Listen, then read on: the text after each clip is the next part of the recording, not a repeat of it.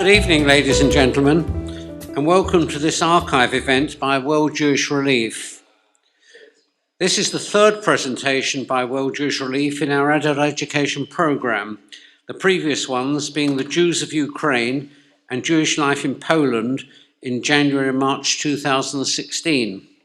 These events reflected the current work of World Jewish Relief, which now acts as the British Jewish Community's international humanitarian agency.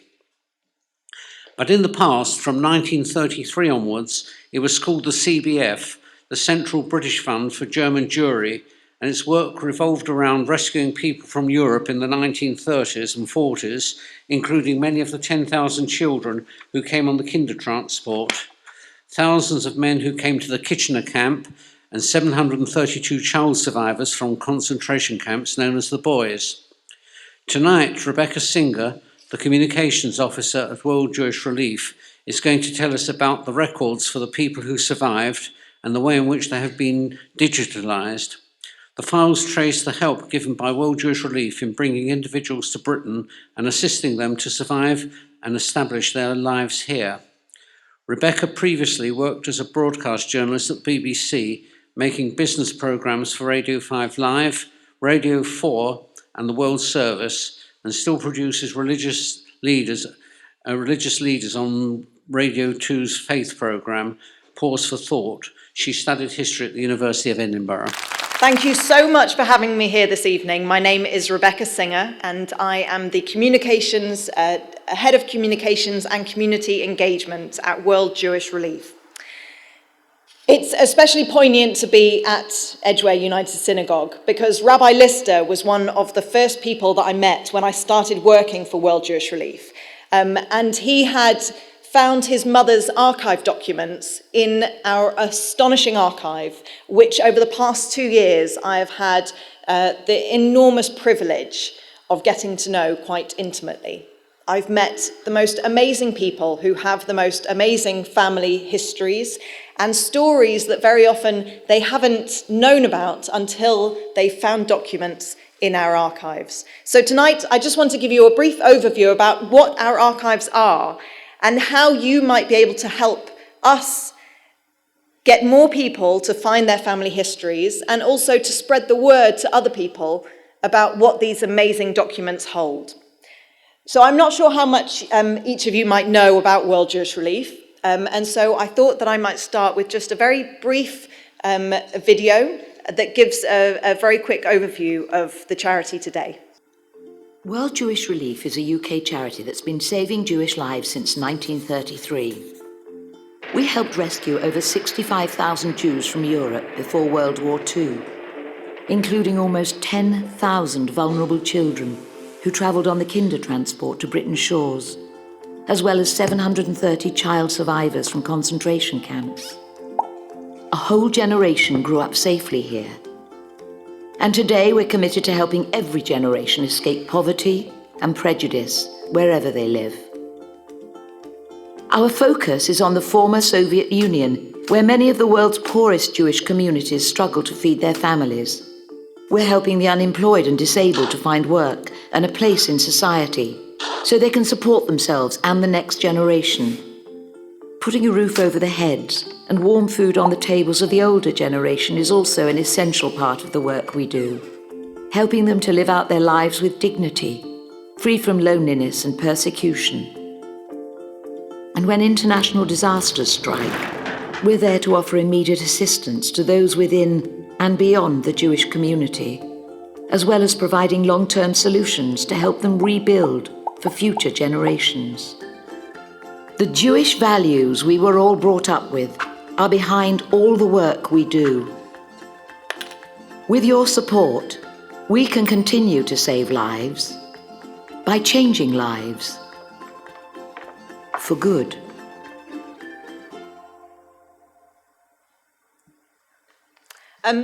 Whenever I speak about World Jewish Relief and our history, I always start with the proviso that, yes, I did study history, but I am by no means an academic historian. And very often when I look around the rooms where I'm speaking, there are people who have actually lived through the events that I'm going to be talking about.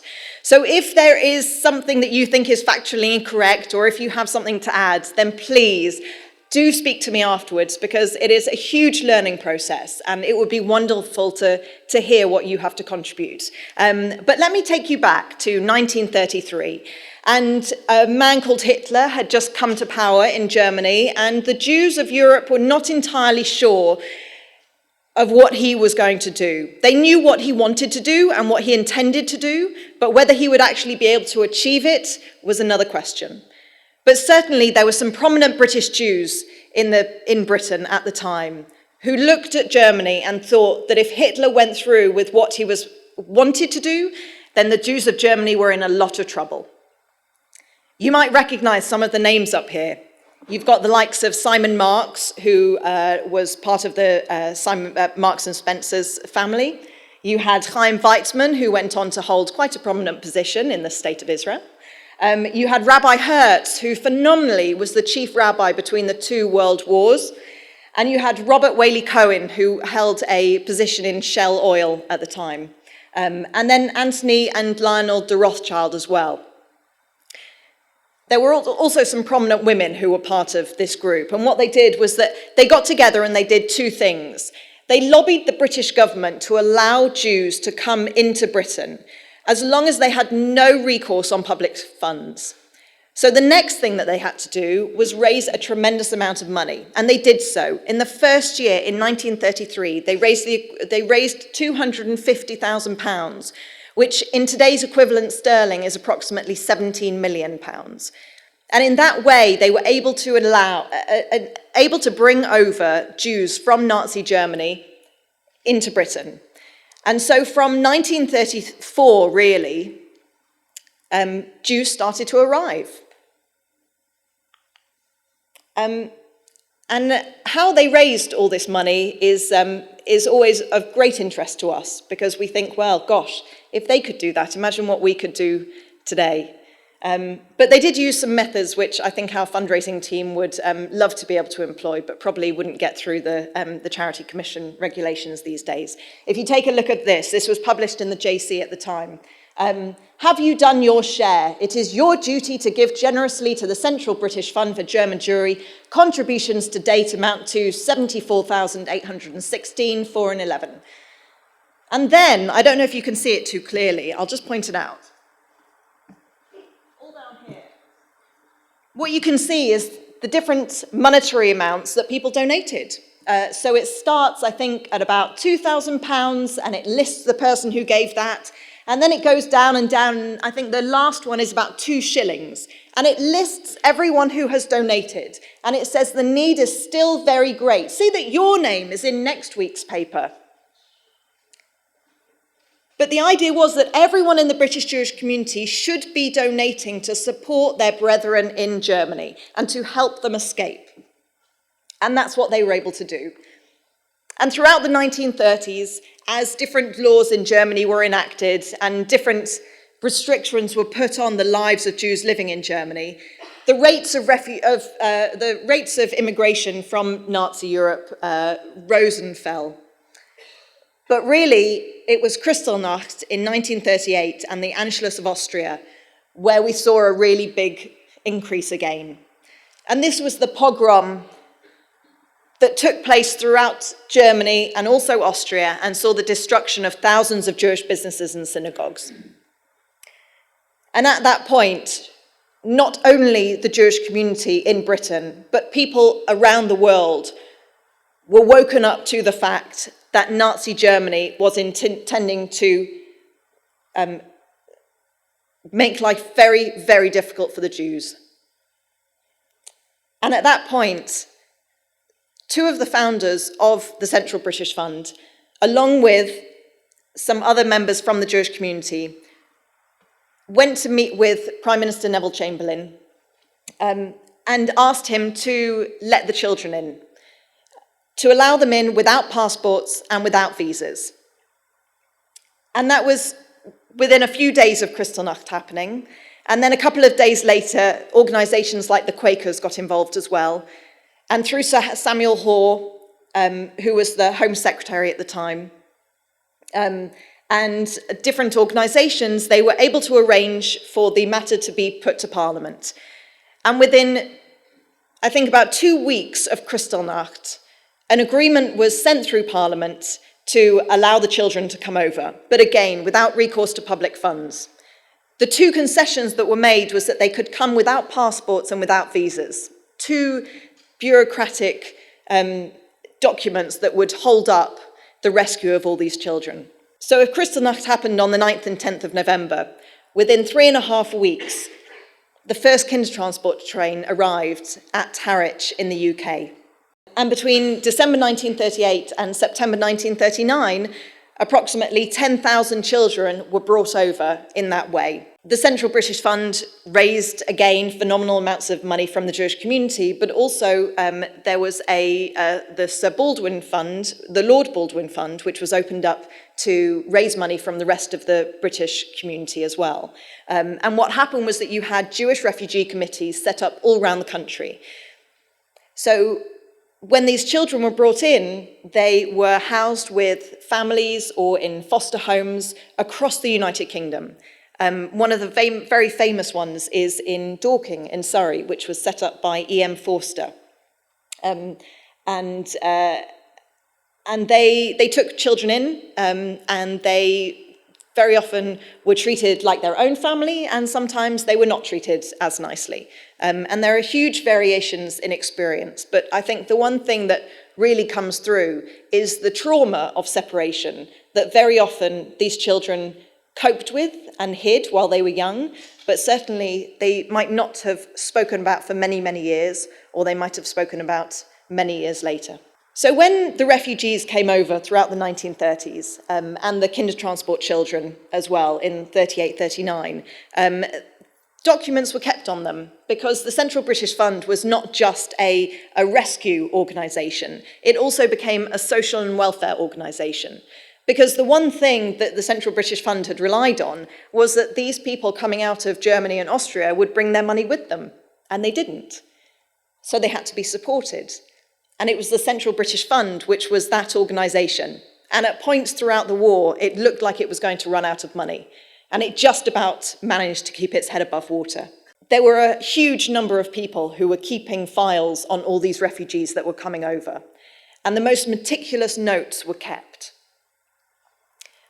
And after the war, there was a call for them to be destroyed. They were no longer needed and they were going to be disposed of.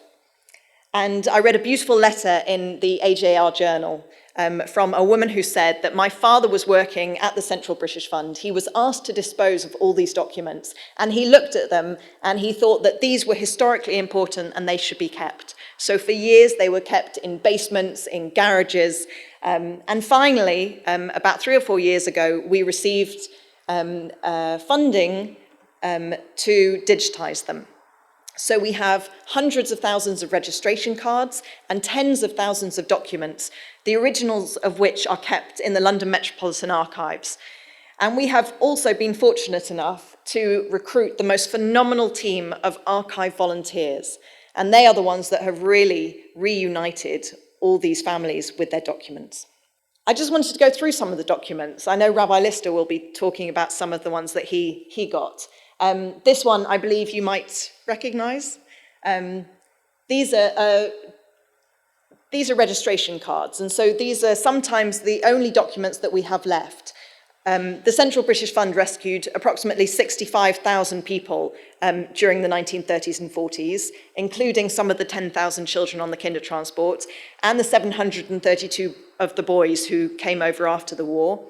And I know that you're doing mental arithmetic and it doesn't quite add up to 100,000, but we have over 100,000 of these registration cards because people used them as search cards, or people used them to fill in details of their family back home before they had been able to get a visa. So very often what we find is that these registration cards exist for people who never actually made it out of Nazi Europe. And they can be as poignant as the ones that record the fate of those who were saved.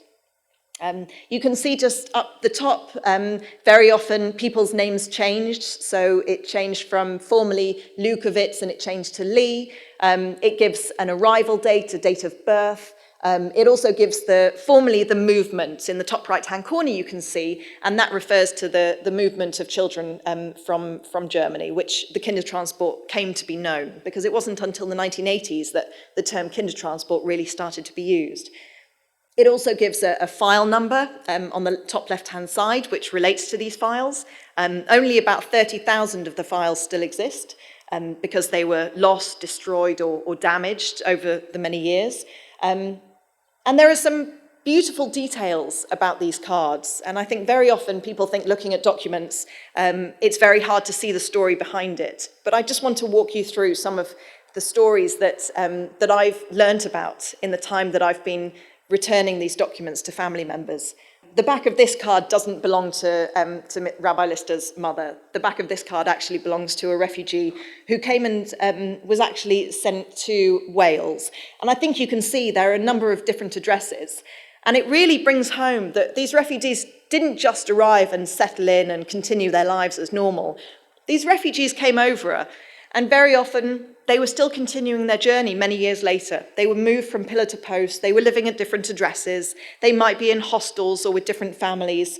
They might be moving for work as well. And I think it demonstrates just how difficult a time many of the refugees would have had when they came over. It wasn't a secure place. They were obviously safe, but it wasn't an easy life. I wanted to talk about some of the Kindertransport records that we have specifically. And I know that the synagogue put on a beautiful exhibition for the Kindertransport Shabbat, and many of these stories might have been in there. So this is actually one of my favorite stories from all the ones that I've heard through our archive documents. Annie Knecht was Sandy Potashnik's mother, and she arrived at the age of 14. And this is the document.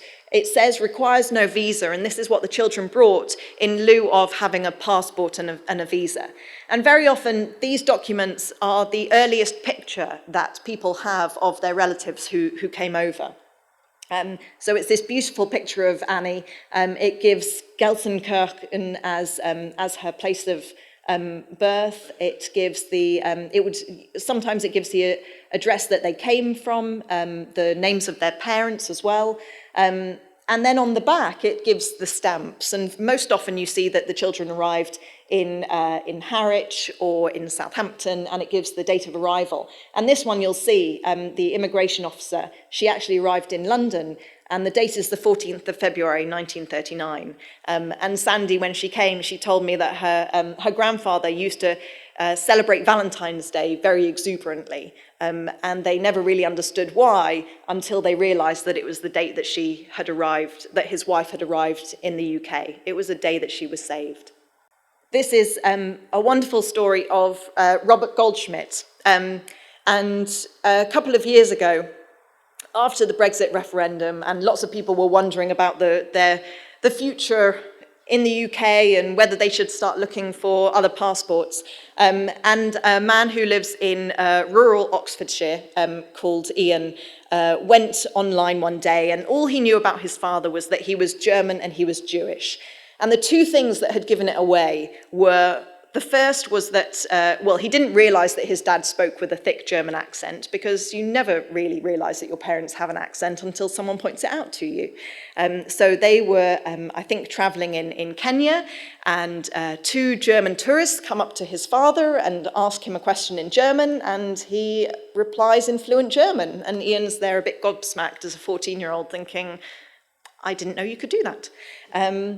And then he says that his father, for some reason, used to make him sit down and watch Holocaust documentaries when he was very young, and he could never understand why.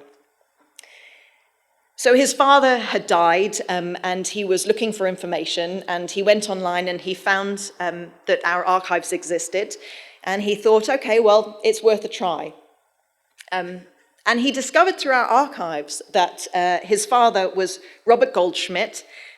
He had come over from Germany with his brother Salomon, And they had arrived on the very first Kindertransport that arrived in the UK on the 2nd of December 1938.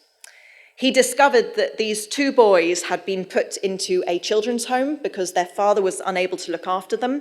Their mother had died. Their father had got together with a woman who was not Jewish, and he was put under immense pressure. And so the boys were put into a children's home, and they were some of the first they were the first ones to be brought over, because when the Kindertransport was established, it happened so quickly that they wanted really to get the children out as fast as possible. And the children in the children's home were the easiest to relocate. Since discovering that his father came on the Kindertransport, Ian has also discovered that he had a bunch of relatives he didn't know about. He's also been able to find the graves of his family in Germany and to lay Stolperstein for them. And more extraordinarily, he cycled 600 miles from Berlin to London in June last year to commemorate 80 years since the Kindertransport. But a bit more on that later. So this is an example of the case files. So once you have the registration card, we then go searching through the archives, obviously digitally, for the case files. And these can hold all sorts of information. Sometimes they are beautifully handwritten and sometimes they're typed. But the amount of information that's stored on these case files can be extraordinary. Not in a bad way, but it can sometimes be quite officious language for a very personal experience. So you can see that, again, it gives the names. The Jewish Refugees Committee referred to the committee within the CBF that was handling the social welfare of the refugees who are here. You can see the nationality. Sometimes it's German, as expected. Sometimes because they had been born in Poland, they're suddenly Polish or they're stateless. It gives, again, the date of arrival, the address in Germany, where they came from, and it gives just short descriptions about. So Annie called to answer my letter. So it gives kind of a description of what went on between the people at the CBF and the refugees. Very often what happened with the Kindertransport children is that our documents don't cover the time that they were living with the families. What happened was that the CBF became an organisation that could help people with money if they needed for rent, if they needed a suit or some clothes, they would help with that. There are ledgers that detail the loans that were given and when people paid them back. And also we helped with training so that people could get employment, because even people who came over here with a professional career very often were not able to practice as lawyers or doctors because the professional organisations in the UK wouldn't allow them to do so. So when they're about 15, 16, and they are going to have to start getting into the workplace and earning their own money and supporting themselves, that's when they would have come back under the care of the CBF. So very often you find for the older kids it was around kind of 1940, 41, 42, and for the younger kids maybe kind of around 44, 45. But these amazing documents, these amazing details were kept. Miss Smith, who must have been the busiest social worker in London, would visit these children and she would keep a record. So Miss Smith visited, very good home, girl very shy and reserved, but seems very happy. Hostess says headmaster at school speaks well of girl, of quite good health, looks pale and thin, but hostess reports girl eats and sleeps well and was never ill. Now, obviously, there are circumstances where the girl doesn't look so well, or the house is a bit messy, or the situation is not best. And in those circumstances, you see that they would do their best to move them out and to make sure that they were looked after. Again, with the training. So this is a boy who came over, and when he gets to about 15 or 16, we help him to get training as a motor mechanic. And when his three sons in their 40s and 50s came to pick up his documents, they had to smile at this, because not only did he train as a mechanic and went to work on in a garage, but he ended up owning the garage which was situated on the site that JW3 now stands on the Finchley Road. So they could see all the way back to the fact that the CBF had helped him get into the motor trade at such a young age. He was called Siegfried, and the other astonishing thing was that his parents survived Theresienstadt, and it's documented in the files as well. Again, in a little bit of an officious manner, Mr. Rupin met Siegfried at Mrs. Landau's. He's in very good health, quite satisfied with his work, very happy at having heard from his parents from Theresienstadt through a very recent letter. And at this point, these three grown men look visibly shaken. It's not that they didn't know that their grandparents had survived Theresienstadt. It was that here was document proof of how their father discovered that. And they were so pleased that he would have known at such a kind of, so soon after the war that they would have survived. And to them, that was a huge relief because he died quite young and they didn't have a chance to talk to him about these things. And here was something that they could work out about the past through the documents that they would never have known about. The other one was a boy called Otto who had come over, and it was a not quite as happy a story. Otto phones to say that he has heard from an uncle, his father's brother, that Otto's father, mother and sister died in an extermination camp. Boy naturally very distressed, but bearing up with the sad news quite sensibly. It's just 4 lines, but it tells you a huge amount. These children had come from generally middle class or upper class backgrounds. They had lived very sheltered, very secured lives in Berlin, in Vienna, in other towns and cities across Germany and Austria. And suddenly, they were in Britain with no family support and no parents and no boundaries, and not all the stories ended up well. And for every wonderful person who has made an outstanding contribution to British life, there is the story of another person who suffered from mental ill health, who felt that they had been abused when they lived with a family but could never speak about it, who didn't realise that there were 10,000 other children in the same situation as them until they were 50 or 60 years old and went to a Kindertransport reunion, who didn't decide to stay Jewish because they lost all faith, and an astonishing number who died very young. And it's something that comes out again and again when people contact us, that my father always suffered from depression and died in his 50s or 60s, or my mother was always sad. And I think those are the stories that we don't hear about often enough, because it was traumatic. It was an incredible rescue mission. But did it do enough? Should we have brought over the families as well? Should the British government have opened the doors to their parents and not just allowed the children in? We talk about it in glowing terms, but I think what the documents bring out are some of the stories that have remained hidden for a very long time. Girls who have unexpected pregnancies or unwanted pregnancies, engagements to unsuitable soldiers that are broken off. Lots of bits and pieces, like they couldn't stick with a job or they couldn't stay in the household because they were disruptive. But I think overall, people have been just astonished at the sort of information that they can get from these documents. And they really do bring family history to life. I think a word about the CBF. So the Central British Fund had all these people with very little family support, and the CBF became their family. So Lord Gorrell became the guardian for all the children in the middle of the war, and so any Kindertransport child that wanted to get married had to have the approval of Lord Gorrell, and on the whole he approved, but very often, sometimes he said no, they're unsuitable. And the CBF also was invited to bar mitzvahs, like this one, invitation to bar mitzvah at Bayswater Synagogue received. To boy, bar mitzvah letter with congratulations enclosing book of Jewish thoughts and Holy Scripture, and as any good bar mitzvah boy would do, he writes a thank you letter as well. Because you do, the CBF are like your family.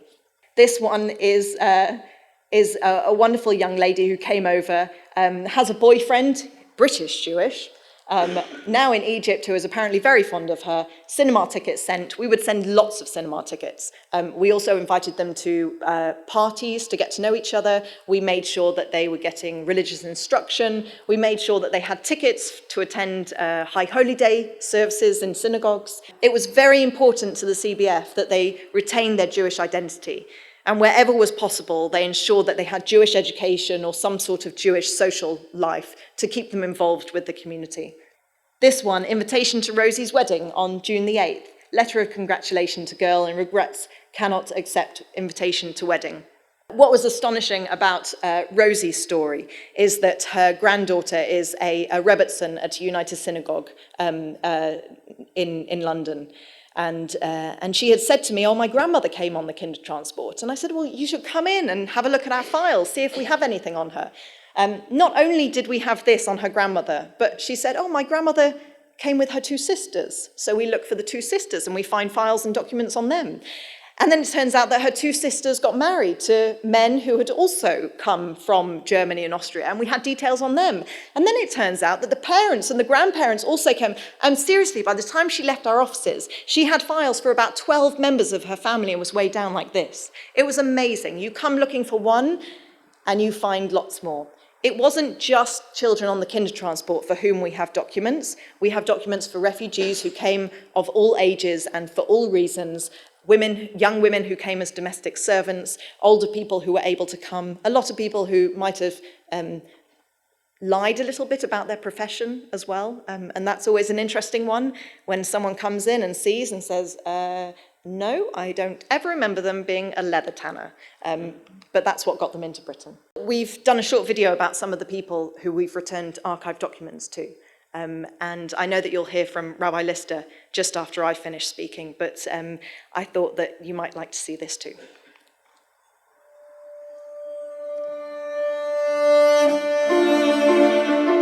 For decades, World Jewish Relief's case files were lost and forgotten, until a chance discovery revealed a treasure trove of documents detailing the extraordinary help the charity gave to Jews fleeing the Nazis. Now we're returning these documents to families, revealing some fascinating details. This is what we have on your father. Was it all his dresses?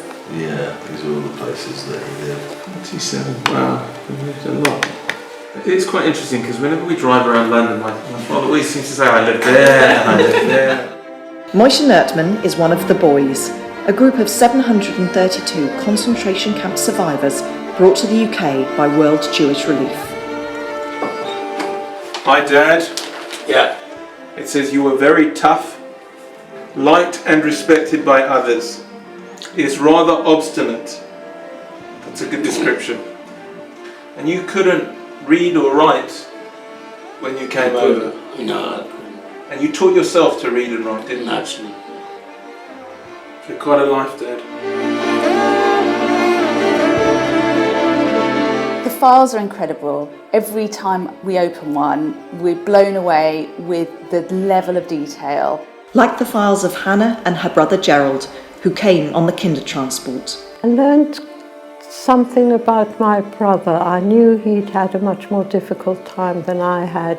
There are two photographs. One is of him looking like a nice, chubby-looking little boy.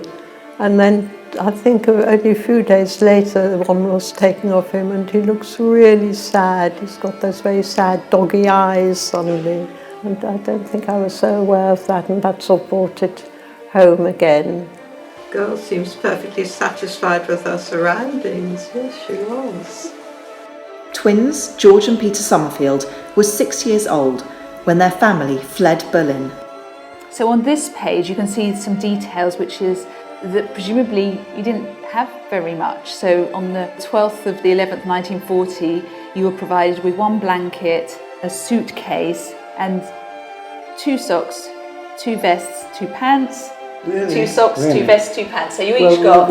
We arrived in England just with our hand luggage.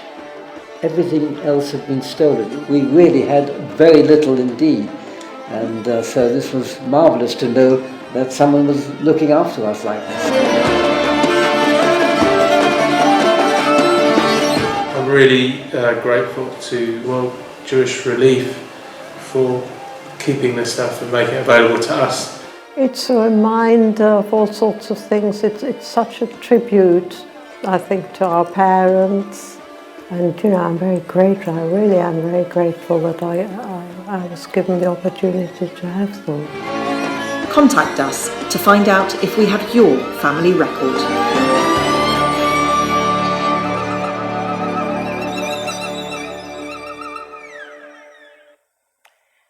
So how does our history impact on what we do now?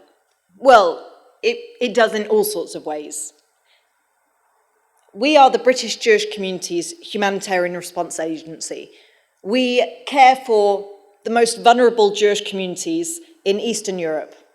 People who were very often evacuated during the war to places like Uzbekistan and Kazakhstan and came back to Ukraine and were moved from one city to another and had to hide their Judaism during Soviet time. And then with the fall of communism, saw their pensions completely disappear. And these people are living incredibly tough lives. And I think there was just one experience that I had when I last went out to Ukraine that I wanted to tell you about.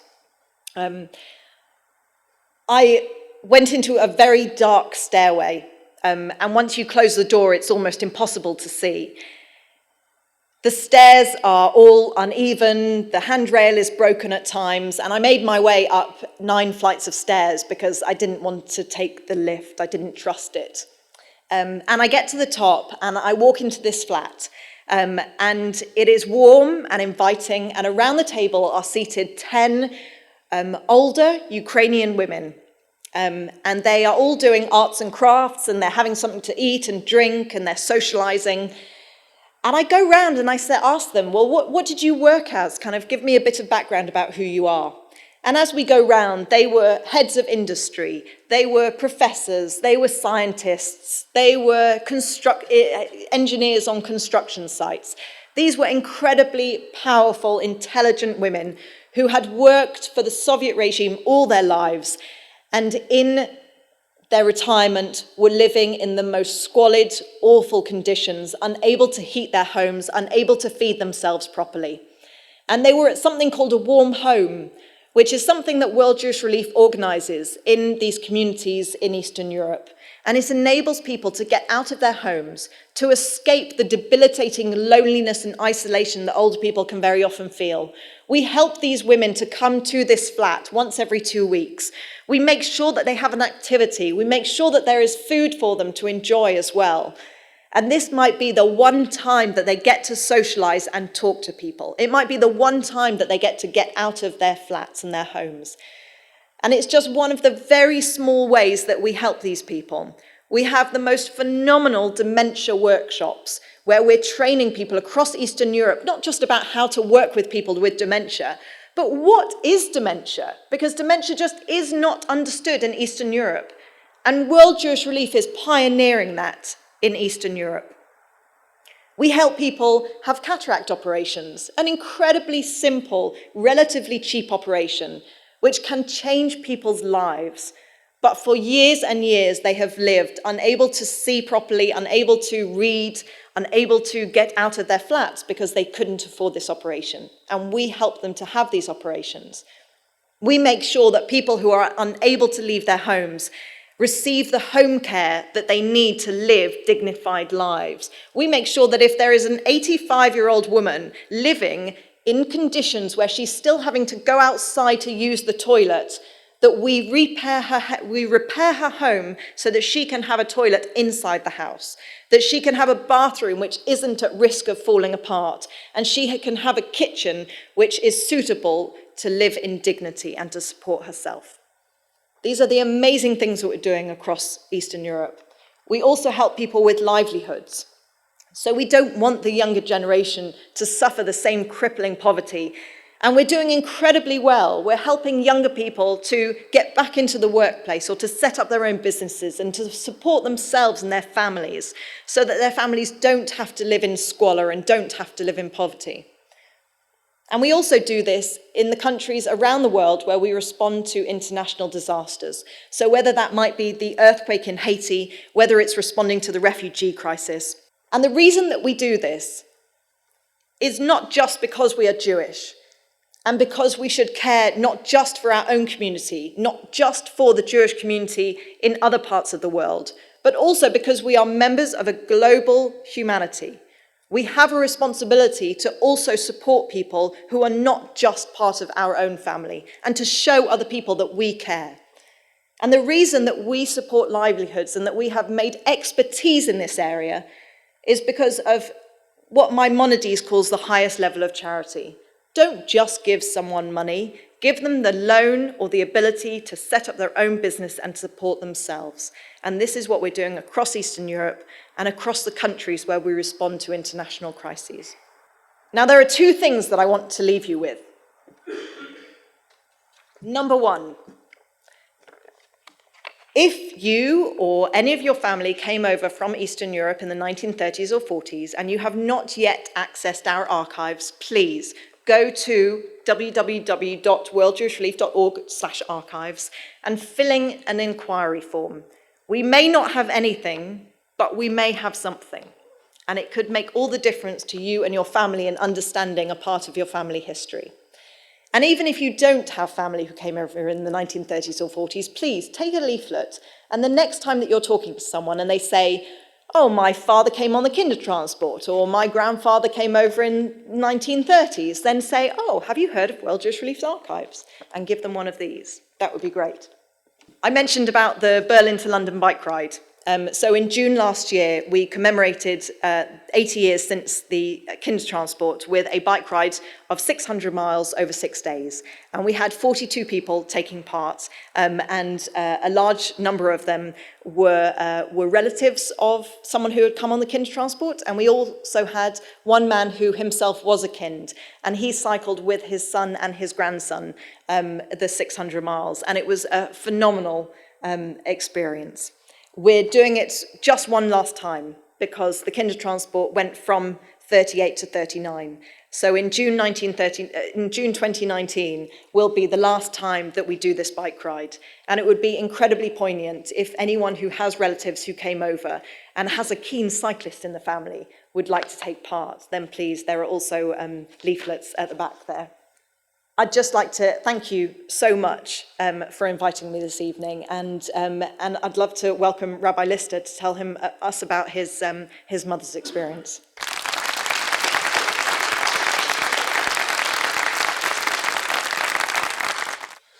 My story begins with Alfred Lefkowitz, who was a Jewish man born in Poland in the late 1800s. He moved to Germany before the First World War, and as the story goes, when Jewish people came en masse from Poland and Russia to Germany to escape the pogroms, the German peasants in the fields would straighten up from their labors as they saw these trains full of Jews, and they would shout to them, "Jetzt sind Sie frei," which means, "Now you are free."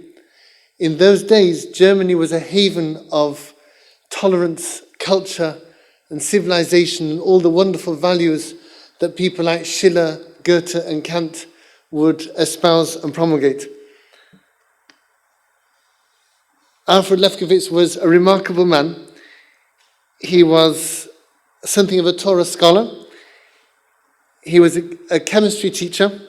He used to take his pupils around in the mountains around Berlin where he taught, to show them interesting plants, wildlife, cloud formations, geological formations. He was a very clever man.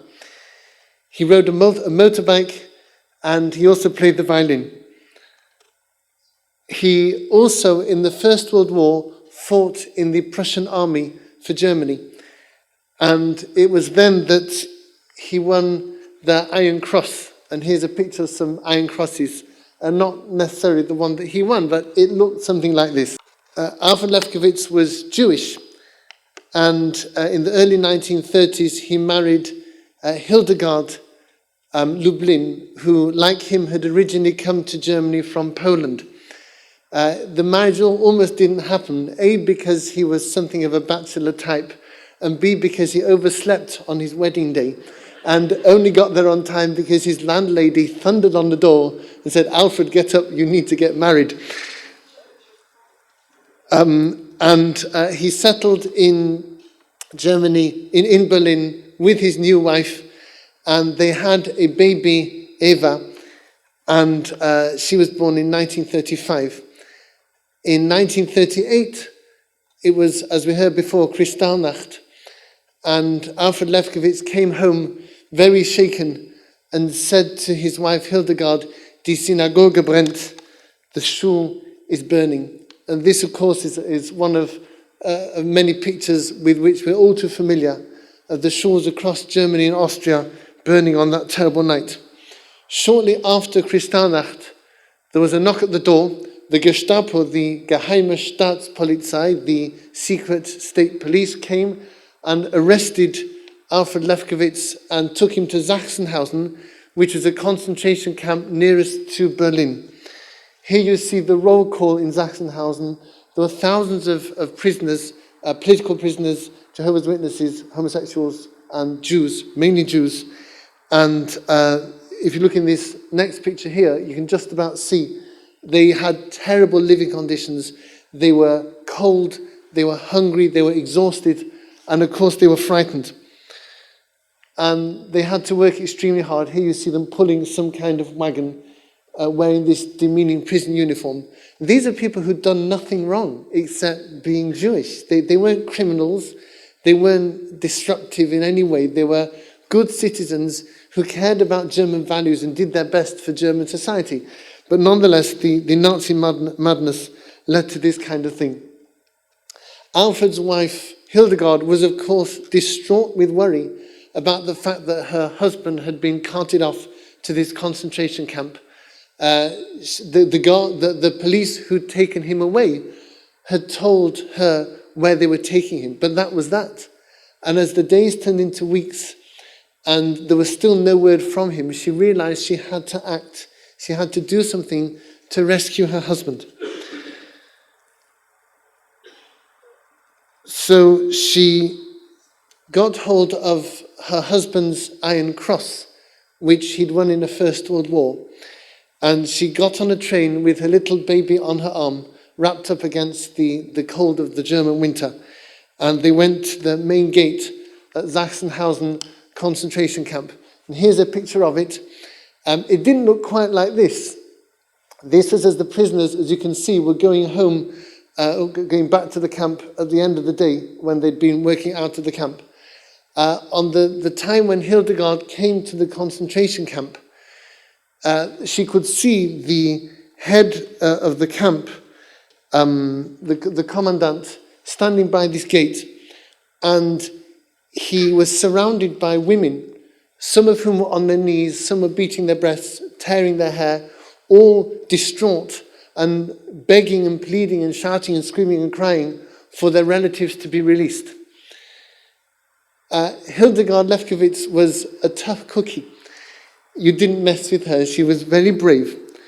And she approached the commandant of the camp. Here he is, Hermann Baranowski, SS Oberführer, with his SS skull and crossbones on his cap.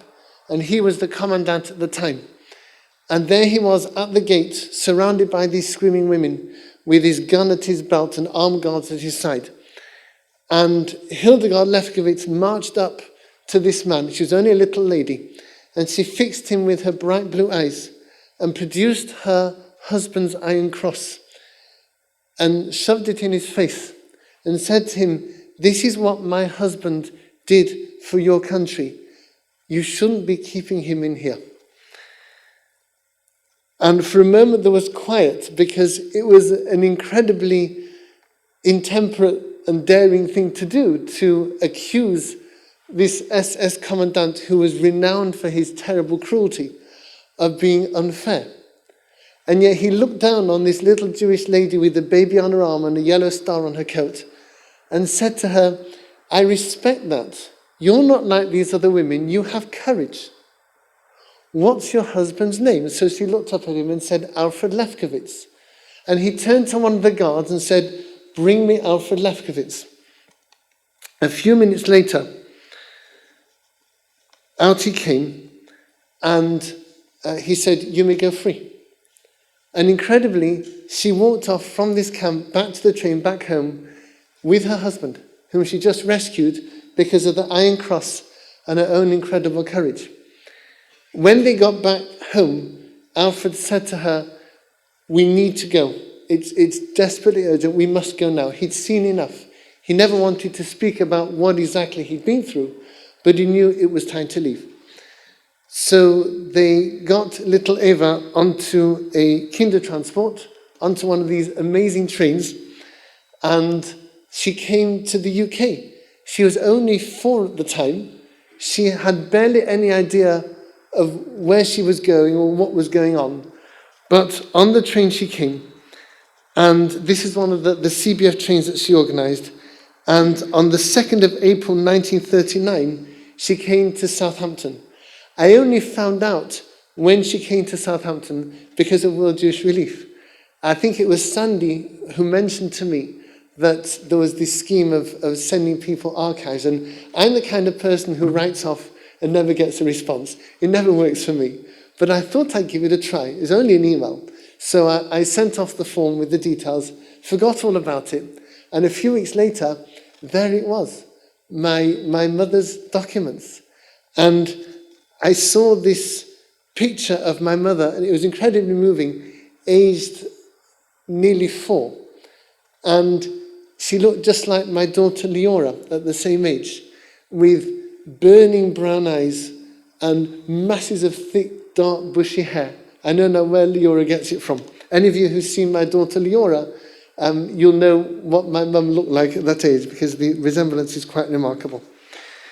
And there's a stamp on the visa which says, leave to land granted at Southampton this day on condition that the holder does not enter any employment, paid or unpaid, while in the UK. Well, my mum was not yet 4, though she was very clever. She wasn't quite ready to be employed at that stage, so that wasn't a worry in the short term. Alfred and Hildegard Lefkowitz, incredibly, did get out. Alfred went to the Kitchener camp, and just very recently I looked this up, and I found not only this picture of the camp, but I also found a record of my grandpa. There he is, Alfred Lefkowitz, born in 1894, and he was actually in the camp. And for me, it made it kind of real to see that there was this official record of him with all these other people and how he was kept safe there in this relatively welcoming environment. And after the horrors of Sachsenhausen, for him it was an absolute palace. I also found out from the World Jewish Relief documentation about my mum where they lived. They moved to Derby. Now, I knew they'd moved to Derby, but I didn't know what life was like in Derby until I saw this document which said that they lived in a place called Mount Street in Derby. So I did a Google Street View on Mount Street, and here's the kind of house that my mum lived in. She lived at number 14. Number 14 isn't there anymore. It's been demolished and it's now a building site for redevelopment. But it's clear that there's a whole row of terrace houses that stop abruptly at the building site. So this is the sort of house that she lived in. And if you look carefully at the front doors, you can see there's a white one and a black one, and then a bit further to the right, number 24 there, the black one. And you see how small these houses were. They were tiny. And they weren't even semi-detached. They were just one long terrace. And my mum told me when she's growing up in Derby, she was never hungry, but she was often cold. She had chilblains from the cold because they were very poor and the neighbours were very rough. It was a down-at-heel, disreputable neighbourhood because that was all they could afford. And this also gave me an insight into my mother's character and my own, because whenever my mother received the slightest kind of treat, she was overjoyed. You got lots of bang for your buck when you gave my mum a present. She would take off the wrapping paper and put it somewhere safe because she couldn't bear to throw it away and she wanted to bring it out again and appreciate it. She used to make displays out of fruit she got from the supermarket. Say, look at this beautiful fruit bowl. Isn't it lovely? And I've inherited this from her because of the way she brought me up, that I can find pleasure in the smallest things. And I'm always going around turning off lights because my kids call me the Prince of Darkness, because this is how I was brought up, because she was brought up in a place like this. And I understood this aspect of my own character from that little detail in the World Jewish Relief documentation. As my mum got a bit older, she went to Homeland School in Derby, which is a comprehensive school, but about as posh as a comprehensive school gets.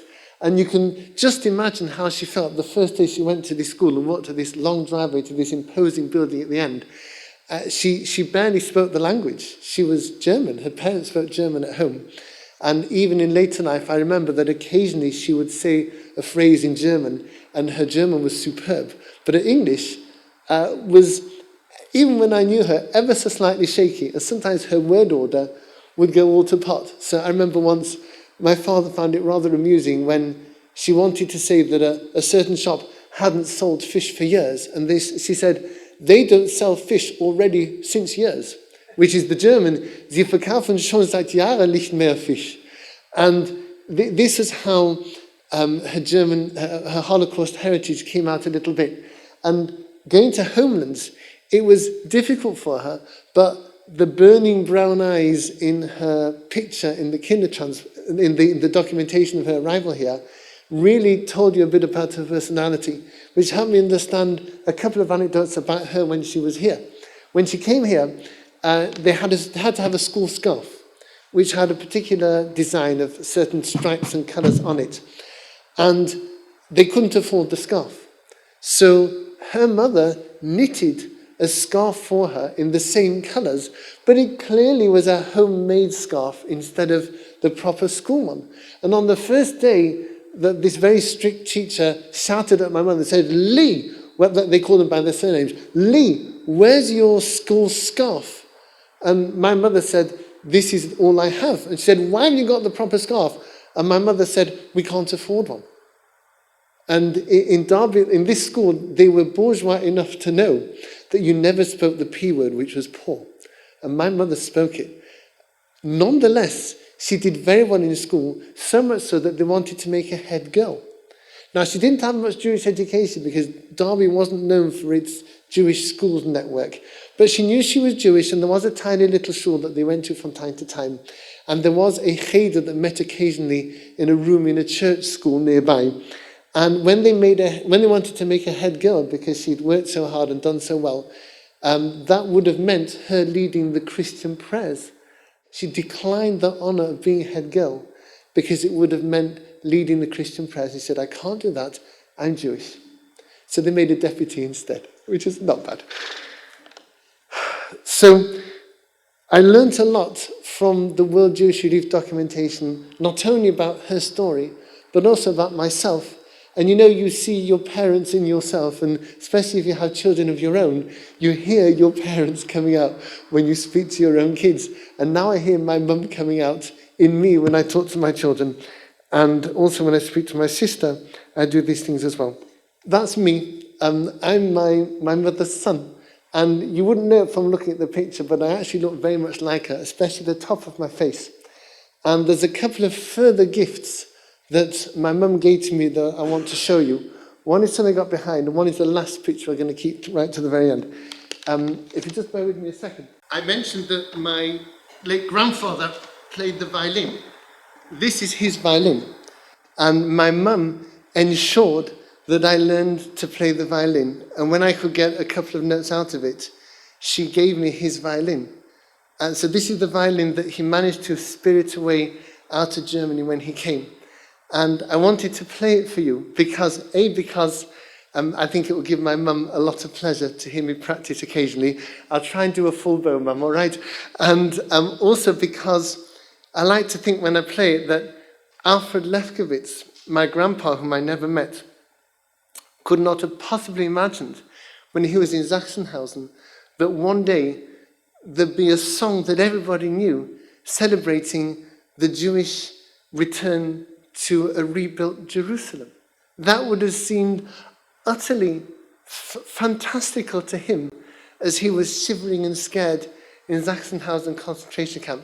Yet here we are, and there it is. So I want to play this song of hope on his violin for him and for my mum.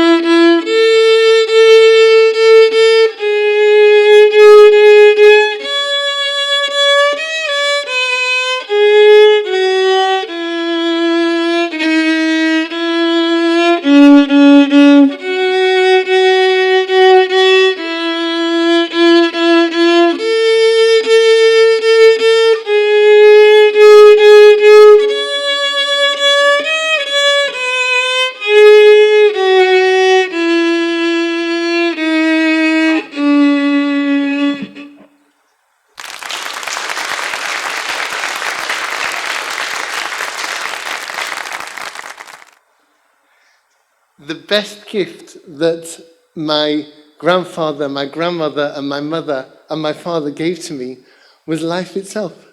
I've had the most fantastic life, and I thank both my parents and my grandparents for helping me, and together with the Almighty, who's more than a bit player in all of this, to get to this stage. And it's given me great pleasure to be able to hand on this message of hope and life to the next generation. And I want to finish off with my last picture. Some of you will recognize these children. These are our children, Rachel's and my children. And this picture means an especial amount to me. You wouldn't know to look at it, but it's actually a bench in Primrose Hill Park. And it was on this bench that I proposed to Rachel nearly 25 years ago. And we decided that we'd take the kids there and say, look what happened as a result of my, for once, doing the brave thing on that bench. So I thank my parents, my grandparents, especially my grandma and the Almighty, for all that they did for us. I thank World Jewish Relief and the CBF as it was there for helping me, Sheikh Yona B'Kimon V'Yonas Wanazeh, for bringing me to this time with the Almighty's help. And with this message of hope and generosity and kindness, may we all walk into the future with a straighter back and a light in our eyes. Thank you all very much. I do want to ask, have you made an inquiry for your grandfather? Because the CBF were the ones who arranged for the men to come from Sachsenhausen and Bergen-Belsen to the Kitchener camp. And it was established by the CBF as one of the places to enable men to come to, because when they left the concentration camps, they were threatened that if they were arrested again, if they were found in Germany and they didn't leave, that they would be rearrested. And that spelt kind of a certain doom for them. So the CBF were actually the ones who arranged the Kitchener camp. So will you do me a favour and send me his details? I'll have a look. Excellent. I think tonight we've seen World Jewish Relief at its best, showing what we can do for other Jews, not only now, but what was done in the past, Jews helping each other throughout the world. It's a pity that Sandy Potashnik wasn't here tonight, because Marilyn and I knew her mother, Annie. They were among the first people who invited us for a kiddush and a meal when we first moved into Wembley. And that, I think, shows the sort of people that arrived on the Kindertransport, how they helped other people in this country also. Later in the year, I'm hoping that we do have somebody come to talk to us who came on the Kindertransport, rose to dizzy heights, and later tried tracing all the people who were in his class in Vienna, but more of that later. I'd like to thank Rebecca Singer and Rabbi Lister for a most illuminating and interesting evening. I'd like to thank World Jewish Relief for coming along tonight and for telling us about their work. We will, of course, give a donation to the organisation, and I hope that you'll take much more interest than you have in the past in World Jewish Relief, and maybe you can help them in some way. So thank you all for coming tonight.